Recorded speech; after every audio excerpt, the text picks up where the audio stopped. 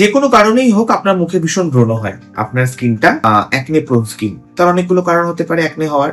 এক তো মুখটা ঠিকঠাক পরিষ্কার করেন না, আপনার সেবাম সিক্রেশন বেশি হয়, আপনার তার থেকে বাইরে ধুলো ময়লা কন্ট্যাক্টে এসে একটা ব্যাকটেরিয়াল ইনফেকশন হতে পারে, আপনার সিস্টেম কোনো কারণে ক্লিয়ার নেই, বা আপনার কোনো মেডিকেশনে আপনি রয়েছেন, বা আপনার পিসিওডি বা পিসিওএস এর সমস্যা রয়েছে, হরমোনাল ডিসব্যালেন্স, বিশেষত মেয়েদের ক্ষেত্রে তার জন্য ব্রণ হচ্ছে, অনেকগুলো কারণের ক্ষেত্রে ব্রণ হতে পারে।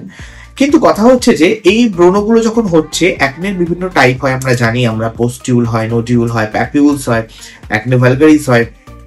এই ব্রণগুলোকে আপনারা যথেচ্ছভাবে খুঁটে ফেলছেন, খুঁটে ফেলে ভিতর থেকে যে পাল্পটা বা শ্বাসটা বের করে দিচ্ছেন, তাতে আপনাদের দুটো জিনিস মনে হচ্ছে: এক, ব্রণটা খুব তাড়াতাড়ি কমে যাবে; দুই হচ্ছে, আমি খুব আরাম পাবো।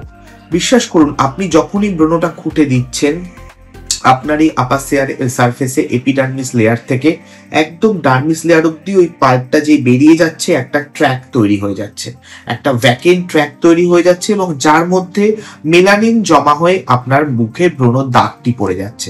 ব্রণটা যদি কমতে সময় নিত 7 দিন, আপনি খুঁটে ফেলে তার দাগটি তৈরি করছেন, এবং তার থেকে কখনো স্কারও হয়ে যাচ্ছে, যেটি যেতে সময় লাগবে দাগটি অন্তত 6 মাস, আর স্কার কতদিন সময় লাগবে সেটা কেউ জানে না, বহুদিন সময় লাগতে পারে।